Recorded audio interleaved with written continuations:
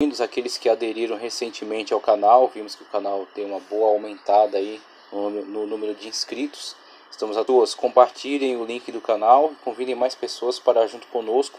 Estamos trilhando aí por esse caminho de conhecimento bíblico, tá ok?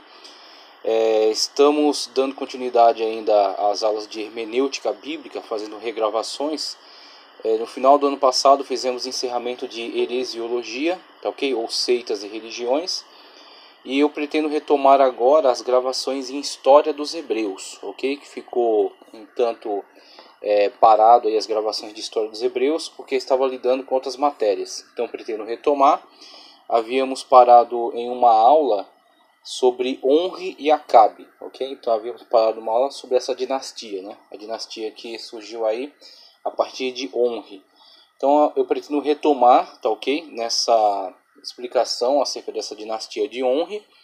E antes mesmo de abordar essa questão da dinastia de Onri, Acabe, Acasias e Jorão, integrantes aí dessa dinastia, eu pretendo gravar esta aula agora falando especificamente sobre o problema cronológico dos reis de Israel, a cronologia histórica dos reis de Israel. Existe um problema um tanto complicado, inclusive foi ensejo aí para muitos se levantarem acusando a Bíblia Sagrada de imprecisão, dizendo que na verdade os registros não são fidedignos.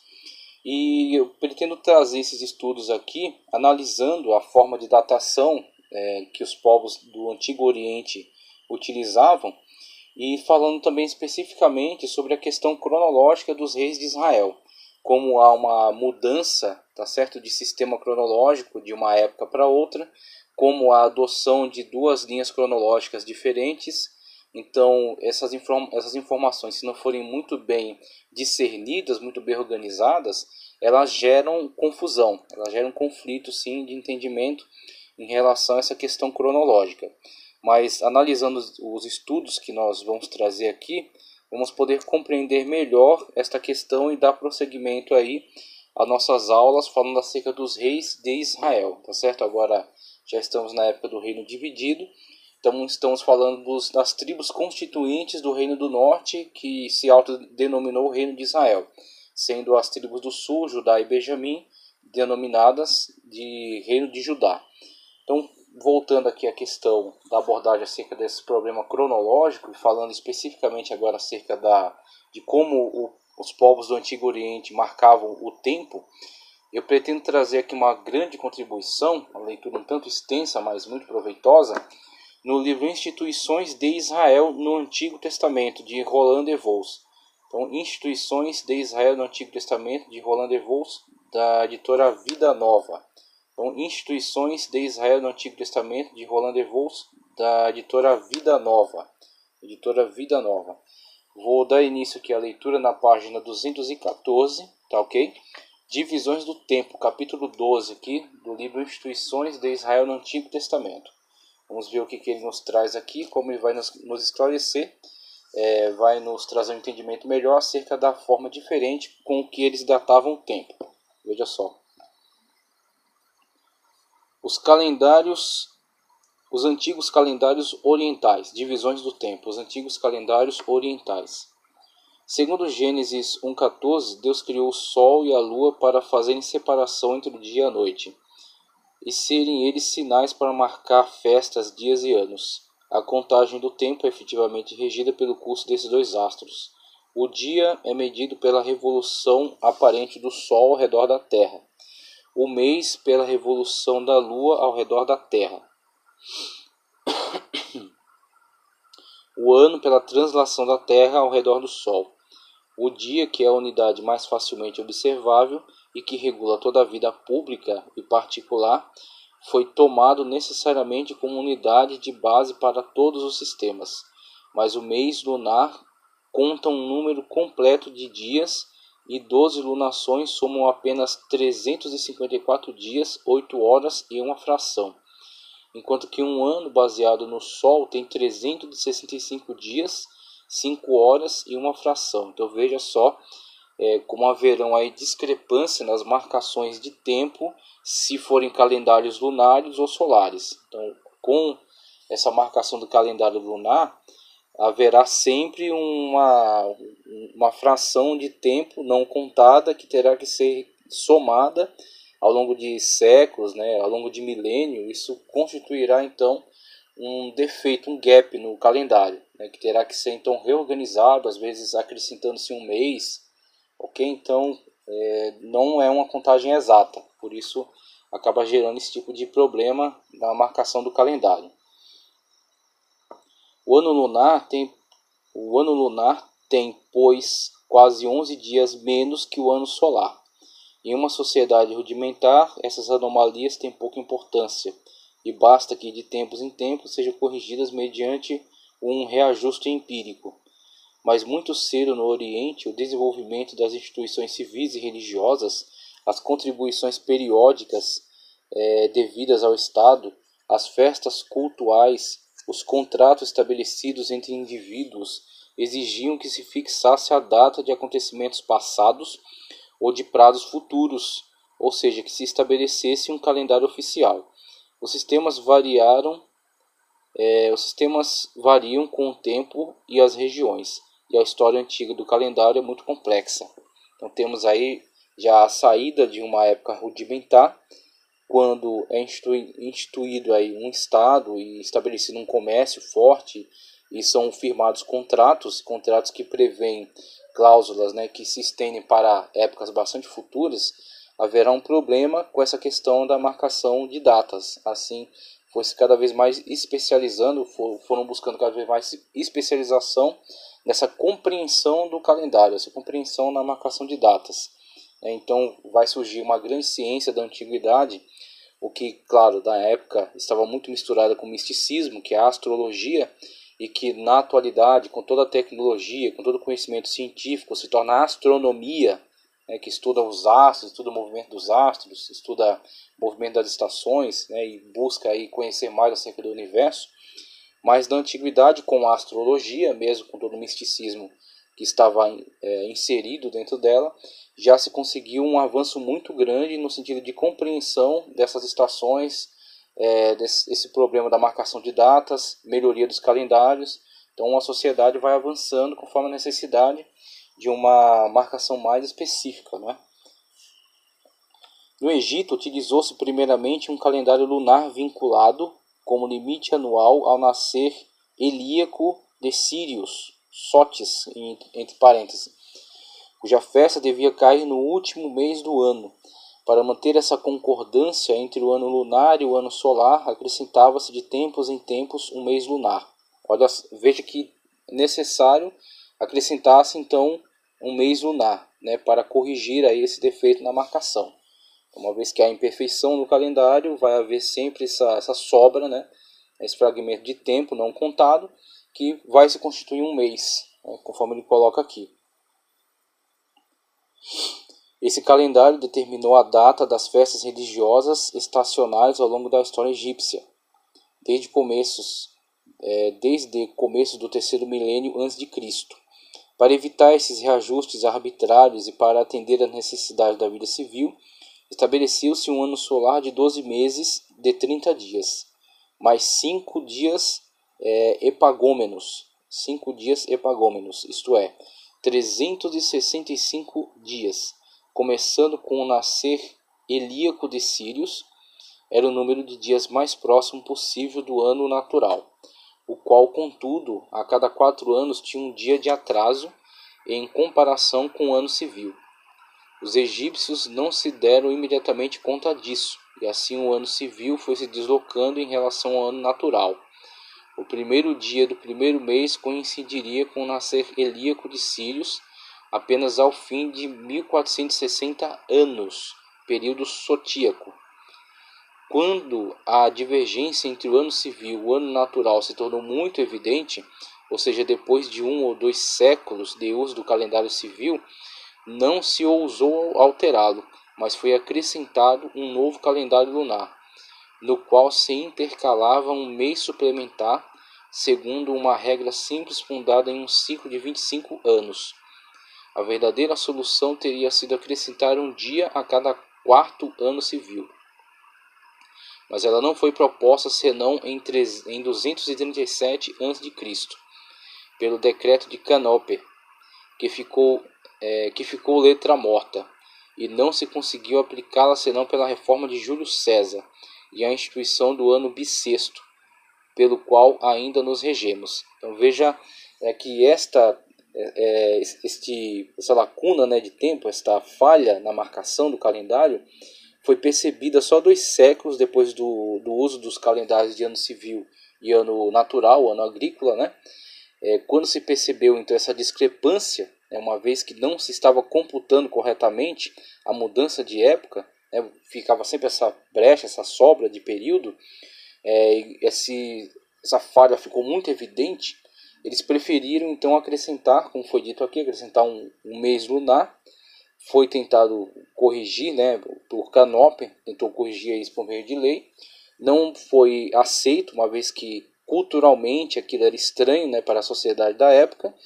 Então foi se tolerando este erro até que Júlio César, e aí época mais adiante, vão ter mais especialistas, vão ter mais pesquisas.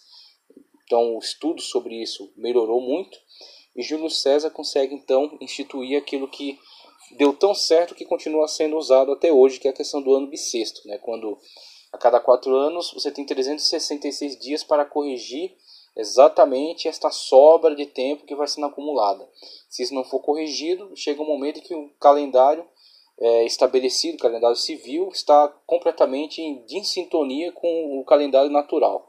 Então tem que se acrescentar esse ano bissexto, e isso foi descoberto aí por Júlio César, foi acrescentado aí por esse imperador romano. Então é interessante como esta pesquisa também vai instigando o homem a melhorar cada vez mais a sua forma de aperfeiçoar o calendário, pesquisar, saber mais. Então os matemáticos vão trabalhando, os astrólogos vão trabalhando e vão cada vez mais desenvolvendo em cima disso aí.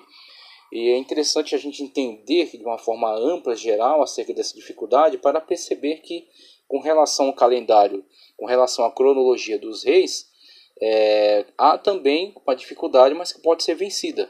Há também uma certa complexidade, mas que, uma vez que é analisado mais de perto, pode ser compreendida. Desde uma época muito antiga, a Mesopotâmia manteve-se fiel a um calendário lunar. O ano compreendia 12 meses de 29 ou 30 dias, sem ordem fixa, começando cada mês na noite em que se começava a ver o novo crescimento da lua. Os nomes dos meses a princípio variavam com as regiões, mas a partir de Hammurabi, e Hammurabi foi um grande centralizador de todo esse, tanto a lei, quanto esses sistemas. Então Hammurabi vai eliminar toda essa variedade, vai centralizar em torno de um sistema único.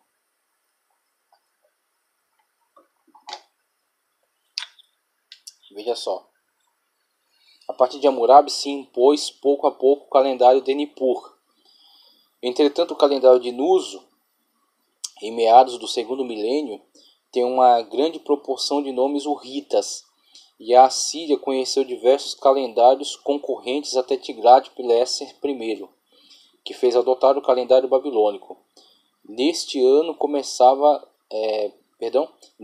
O ano começava na primavera, o primeiro dia de Nissano, e terminava no último dia de Adaro.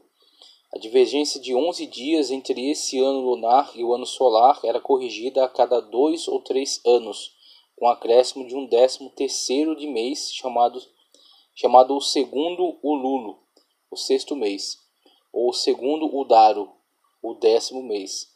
Era a autoridade pública quem decidia os anos em que se fazia essa intercalação. Assim Hammurabi escreve a um de seus funcionários: "Este ano tem um mês a intercalar.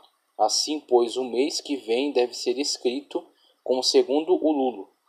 E o mês sucedia ainda na época persa. O mesmo sucedia ainda na época persa. Então, partia da autoridade civil, estabelecer que era necessário se colocar esse segundo mês, o Lulo, como eles chamam, para corrigir esta falha aí no calendário. Os astrônomos babilônicos sabiam que os 2 anos coincidiam ao fim de 19 anos, se houvessem sido intercalados 7 meses lunares, mas só no princípio do século IV a.C. estabeleceram-se as regras de intercalação no interior desse ciclo, para se evitar essa questão arbitrária, de ser decidido pelo próprio prefeito, governador, rei, de uma forma arbitrária. Então, estabeleceu-se como sistema agora, não como ordem arbitrária, Então, conforme eles vão pesquisando e melhorando, eles vão estabelecendo um sistema melhor. O calendário muçulmano, que segue um ano lunar não retificado, do qual os meses mudam em relação às estações, não é primitivo. É uma inovação pouco prática do Islã. Os árabes pré-islâmicos seguiam um ano lunar adaptado ao ano natural mediante intercalações de meses, e os nomes de seus meses referiam-se em parte aos trabalhos agrícolas. Temos ainda poucas informações sobre o antigo calendário da Síria e da Palestina. As invasões e dominações estrangeiras exerceram diversas influências, isso mesmo. Quando os egípcios dominaram, introduziram seu cômputo pelo menos para os documentos oficiais. Uma epígrafe do século XVIII antes de nossa era, encontrada em Tel ed-Duer, em Laques, menciona entregas de trigo no segundo e quarto meses da inundação, ou seja, referência a algo que acontece no Nilo, a inundação do rio Nilo, que é tipicamente egípcia. Só que aí, como o Egito está dominando a região da Palestina, a marcação fica estipulada dessa maneira, como ponto de referência a inundação do Nilo. Então é a questão de dominação, a questão de que o Egito está se impondo a linguagem, dos documentos oficiais sobre aqueles pequenos reinos da Palestina.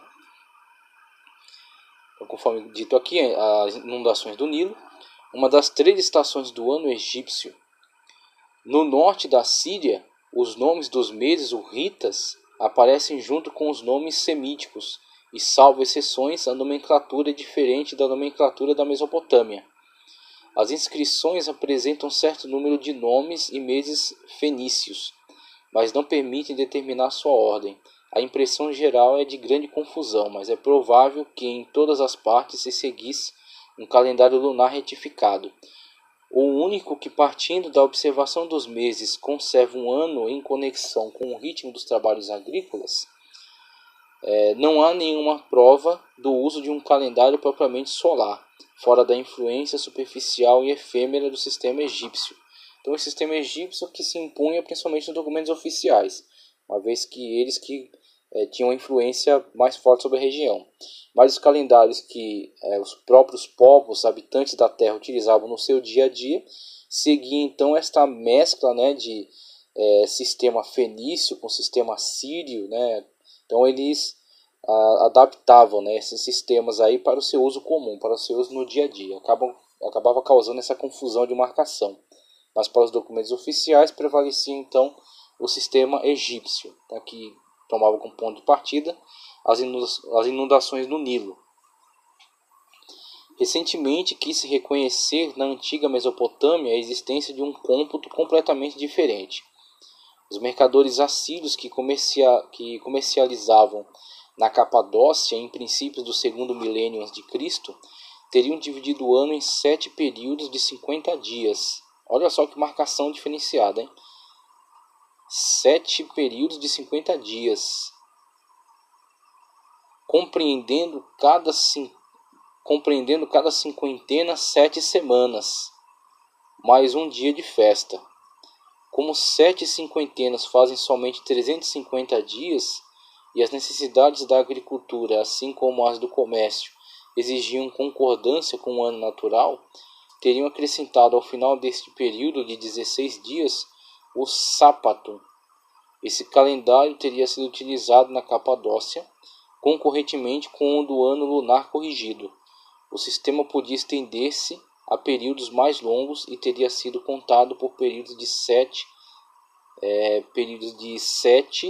e de 50 anos. O Darum, mais ou menos na mesma época na Babilônia. Seria atestado um cômputo por septenários de anos. mais ou menos na mesma época na Babilônia, seria atestado um cômputo por septenários de anos. Essa hipótese fundamenta-se em argumentos frágeis. O argumento-chave é a palavra Hamustum, traduzindo por 50 de dias. Mas a palavra significa melhor um período de 5 dias. Melhor do que de 50 seria um período de 5 dias. Ou ainda um quinto de mês. Além disso, o uso desse cômputo na Babilônia se restringiria aos primeiros séculos do segundo milênio a.C. Entretanto, há vestígios de um sistema análogo na instituição do jubileu. Veja só que o jubileu de fato conta 50 anos, ok? Para esse ano da libertação de escravos, perdão de dívidas, devolução de terra. Então o jubileu talvez refletisse a existência mesmo de um cômputo cinquentenário, né, realizado primeiro pelos assírios. É possível então ele levanta essa hipótese, né? Continuando aqui, e no calendário festivo de Israel. O calendário dos sectários de Qumran enumera festas agrícolas que são celebradas mais ou menos a cada 50 dias. Também é sistema cinquentenário, veja só. Encontra-se também o uso defectivo desse sistema quinquagesimal no calendário cristão nestoriano e através dessa adaptação cristã no calendário dos camponeses da Palestina, que contam 50 dias indo de uma festa a outra. Então veja aí, os nestorianos podem ter implementado esse calendário quinquagesimal e teriam até difundido isso entre os camponeses da Palestina, okay? Tendo sido usado aí posteriormente.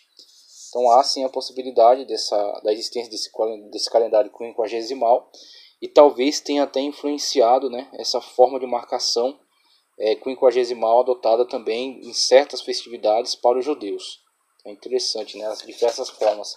Certamente isso dará confusão na hora de você estabelecer uma comparação de linhas cronológicas. Então esse é o grande problema da cronologia, você fazer essa transição, você fazer essa comparação entre marcações e marcações. Cada um estabelece suas linhas, sua forma de contar o tempo, essas discrepâncias, né, entre ano lunar, ano solar, ano civil. Então esse será o problema a se resolver, né? Calendário israelita, o dia.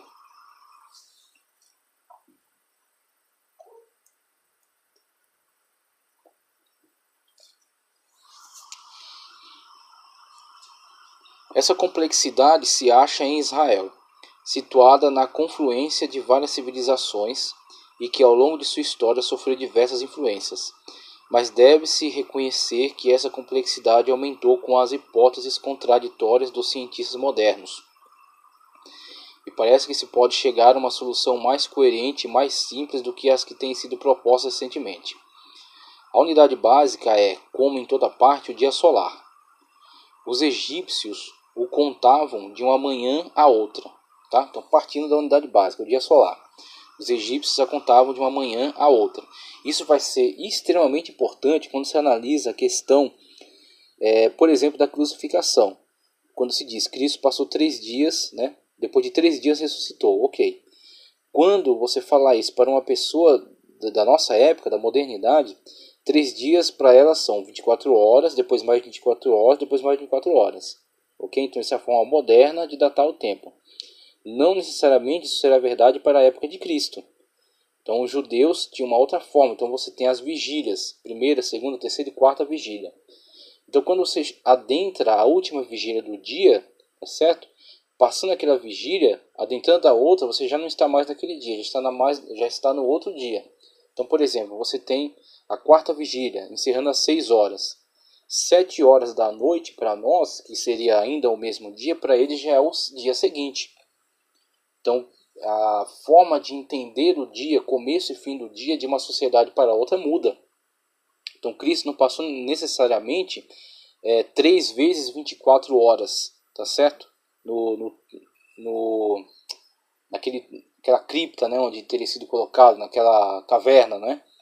Ele não passou necessariamente 3 vezes 24 horas, mas ele passou um período que rompe um dia para o outro. Então ele, no primeiro dia, ressuscitou. Então, uma vez que encerrou-se o sábado, passado para o primeiro dia da semana, para o domingo, pronto, ali já se conta o terceiro dia, independentemente dessa somatória de 24 horas. Não é isso que se leva em consideração, mas sim o romper de um dia para o outro. Então isso que é interessante em relação a essa diferença, né, esse distanciamento de marcação de dias de uma sociedade para outra. Os egípcios aqui, como está sendo dito, eles contam de uma manhã a outra manhã.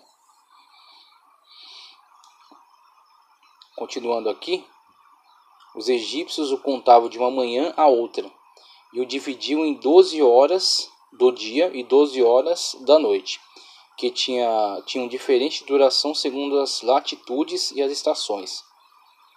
Na Mesopotâmia, contava-se o dia de uma tarde a outra, dividido em 12 beru de 2 horas. 12 beru de 2 horas. A cada beru tinha 30 unidades de 4 minutos. Olha só a forma como eles computam a coisa, né? A noite e o dia eram divididos em 6 vigílias, que duravam cada uma 2 beru, ou seja, 4 horas. Havia, pois, como no Egito, uma diferença entre hora estacional e hora real, mas eles sabiam estabelecer tabelas de concordância para os diferentes meses. Em Israel, durante longo tempo, contou-se o dia de manhã a manhã. Quando se queria indicar a duração total de um dia de 24 horas, dizia-se dia e noite. Então, essa linguagem é adotada para se computar as 24 horas de um dia, constituintes de um dia. Ou uma forma equivalente, pondo primeiro o dia, poderíamos apresentar umas 50 referências. Ele coloca aqui Deuteronômio 28, 66 e 67, 1 de Samuel 30, 12, Isaías 28, 19, Jeremias 33, 20. E aí por aí segue. Isso sugere que o dia era contado a partir da manhã e foi efetivamente uma manhã quando, com a criação da luz, começaram o mundo, a distinção do dia e da noite, e o tempo. Gênesis 1, 3 e 5. Ver também 14, 16 e 18. Tirou-se a conclusão contrária da expressão que é o refrão no relato da criação. Houve tarde e houve manhã, primeiro, segundo dia. Contudo, essa fórmula que vem depois da descrição de cada obra criadora, que é feita evidentemente enquanto a luz, indica mais o tempo vago até amanhã, fim do dia e princípio da obra seguinte. Mas nos últimos livros do Antigo Testamento é invertida a expressão dia e noite. Judite, que está num livro apócrifo, né, honra a Deus noite e dia. Temos aí Judite 11:17. Esther pede que se jejue durante 3 dias, noite e dia. Esther 4:16. Daniel fala de 2.300 tardes e manhã. Vê que houve uma inversão. Em vez de manhã e noite, houve noite e manhã, tarde e manhã. Daniel 8:14. Esse mesmo uso é encontrado em textos menos tardios, mas certamente pós-exílicos. Temos aí livro Sabedoria. Temos uma referência aqui na Sabedoria, pela tarde, pela manhã e ao meio-dia. Temos Isaías também, 27:3, noite e dia. Isaías 34:10, sem noite nem dia. Essa ordem se encontra apenas em 2 passagens anteriores ao exílio. Temos 1 de Reis 8:29, Jeremias 14:17, mas o paralelo de 2 Crônicas 6:20. No primeiro caso, e as leituras das versões nos 2 casos convidam a corrigir o texto massorético. Pelo contrário, se temos a ordem dia e noite em passagens recentes, ela se justifica pela importância que o contexto dá ao dia em contraste com a noite. Zacarias 14:7, Eclesiastes 8:16, ou pela persistência de uma fórmula já estabelecida na língua. Alguns relatos bíblicos levam claramente às mesmas conclusões. Assim, a história das filhas de Ló: no dia seguinte disse a primogênita à mais nova: Deitei-me ontem à noite com o meu pai. Demos-lhe de beber vinho também esta noite. Gênesis 19:34. A história do levita de Efraim: ele fica 3 dias na casa de seu sogro e ali passa a noite. No 4º dia levanta-se e quer partir. É detido e passa ainda a noite. No 5º dia lhe diz o sogro: eis que já se declina o dia. A tarde vem chegando. Peço-te que passes aqui a noite. Amanhã de madrugada partirás. Os mensageiros de Saul chegam à noite para surpreender a Davi. E Mical lhe diz: se você não escapar esta noite, amanhã será um homem morto. 1 de Samuel 19:11.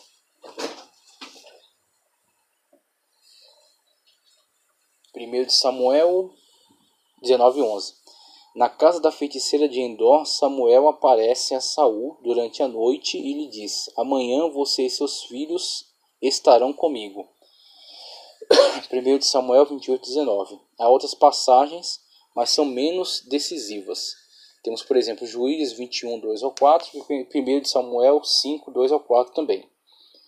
Pelo contrário, Neemias, para impedir a violação do sábado pelos comerciantes, ordena que se fechem as portas de Jerusalém ao cair da noite, antes do sábado, e que não voltem a abri-la até depois do sábado. Neemias 13:19. Aqui parece que o dia começa ao pôr do sol, veja só.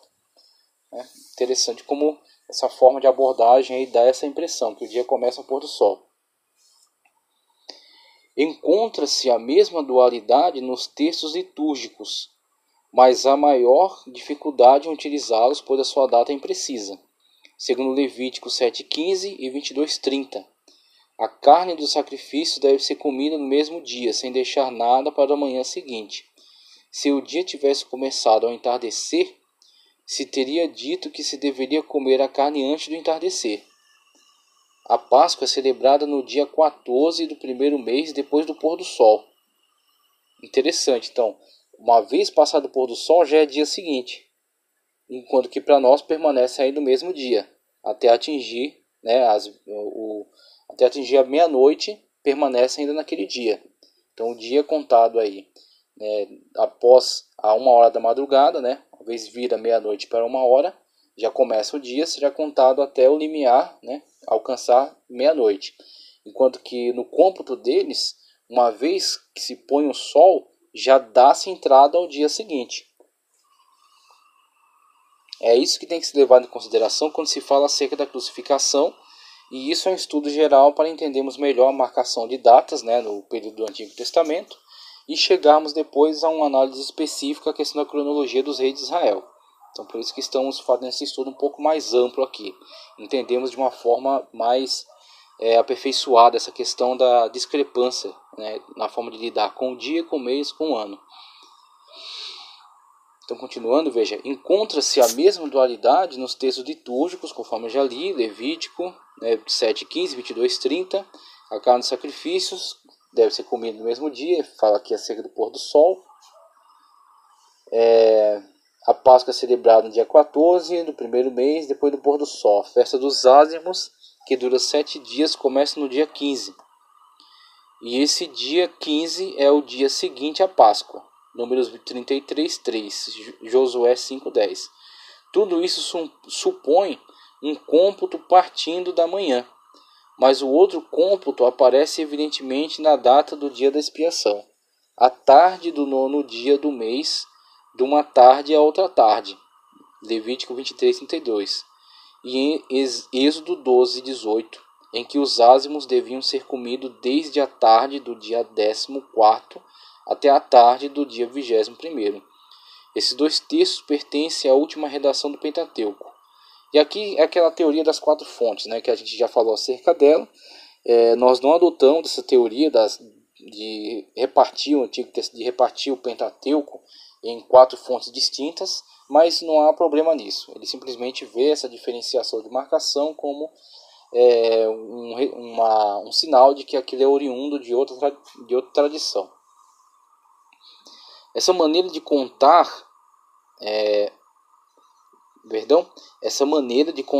é a da Páscoa do Novo Testamento e do judaísmo posterior, com relação ao sábado, às festas religiosas e também à vida civil. A mudança de cômputo aconteceu, pois, entre o final da monarquia e a época de Neemias. Poderíamos ser ainda mais precisos se fosse certo que em Ezequiel, livro do profeta Ezequiel 32, 21 ou 22, a tarde e a manhã do versículo 22 pertencessem ao 5º dia do versículo 21. Isso nos remeteria ao princípio do exílio. Infelizmente, o texto não é explícito. O dia é dividido de maneira imprecisa segundo os fenômenos naturais, a manhã e a tarde. Êxodo 18:13, etc. O meio-dia, Gênesis 43, 16 e 25, primeiro livro dos Reis 18 e 29, etc. A aurora, Gênesis 19:15, Josué 6:15, 1 Samuel 30:17. O pôr do sol, Gênesis 15, 12 a 17. A brisa que sopra antes do nascer do sol, Cantares 2:17, 4:6. E a brisa da tarde, Gênesis 3:8. O maior calor do dia, Gênesis 18:1, 1 Samuel 11:11, 2 Samuel 4:5. Fazia-se às vezes referência ao ritual. O tempo da oferta da tarde é dado como indicação de hora em 1 livro dos Reis 18:29. Esdras 9:4 e 5, Daniel 9:21. Certos atos religiosos devem ser feitos entre as duas tardes. Êxodo 12:6, 16:12, 29, 39, 41, 38. Números 9:3, 5:11, 28, 4 e 8. Essa expressão designa o tempo que passa entre o desaparecimento do sol e o cair da noite. O crepúsculo, que é crepúsculo, que é curto no Oriente. Essa era a interpretação dos samaritanos. Os fariseus a entendiam como sendo o tempo que precede o pôr do sol. A noite era dividida em 3 vigílias. A primeira vigília, talvez, temos Lamentações 2:19. A vigília da meia-noite, temos aí Juízes 7:19. E a última vigília, vigília da manhã, Êxodo 14:24. Primeiro livro de Samuel 11:11. Este era, em suma, o uso da Mesopotâmia, mas na época do Novo Testamento havia sido adotado o uso romano, antes egípcio, de 4 vigílias noturnas. Então temos aí esta interferência que vai haver e essa mudança que você já percebeu na leitura, quando há uma influência mais forte egípcia, conta-se principalmente de manhã a manhã, e quando há uma influência mais forte da Mesopotâmia, principalmente a questão do exílio babilônico, quando se contam tarde a tarde. Okay? Então, o marco divisor vai estar ou na manhã ou na tarde. Mas aí você tem com o Novo Testamento, mesmo com o advento dos romanos, este calendário dos romanos se assemelha ao calendário egípcio, né, como ele coloca aqui, com relação à divisão das 4 vigílias noturnas, conforme é colocado aí. Não se conhece termo que indique as divisões menores de tempo. A palavra sa'a, que designará mais tarde a hora, é empregada somente no aramaico. No aramaico de Daniel. E no sentido vago de momento ou de instante. Daniel 4:16, 3:6 ao 15. 4:30, 5:5. Então essa questão mais específica com relação a horas, certamente vai ser muito difícil para o povo antigo delimitá-la, uma vez que não está à disposição de todos os mecanismos, né, que já haviam sido criados. A marcação, por exemplo, você vai ter no Antigo Testamento aquele relógio de sol, o relógio de sol, quando a sombra vai fazendo essa marcação, essa delimitação. Acabe, por exemplo. Então, na continuidade aqui, questão do Sa'a para a hora, que era mais presente aí no aramaico de Daniel, no sentido vago, momento e instante. Vamos lá. Entretanto, os israelitas tinham meios para conhecer as horas do dia. Na Mesopotâmia e no Egito eram utilizadas clepsidras e gnomons. Clepsidras e gnomons, desde o segundo milênio antes da nossa era. Em Gezer encontrou-se um quadrante solar egípcio do século 18 a.C. Veja só, 18 a.C. E a escadaria de Acás, em que, devido à oração de Isaías, a questão da oração, né, o momento em que há ali a presença do rei Ezequias, mas na verdade a escadaria de Acás, ok? É o nome correto. Em que, devido à oração de Isaías, a hora recua 10 graus, tá? A escadaria de Acás. Segundo o livro dos Reis 29 ao 11 e Isaías 38:8. Não é muito provavelmente um gnomon, mas sim uma escada construída por Acás, talvez em relação com o terraço, mencionado em uma interpretação literal de segundo livro dos Reis 23:12. Um milagre proposto não é o de um relógio que adiante ou se atrasa, mas o deslocamento brusco da sombra sobre a escada, tá ok? Então era apenas aquela sombra sendo utilizada como um exemplo, né, de que haveria um recuo do tempo. Então essa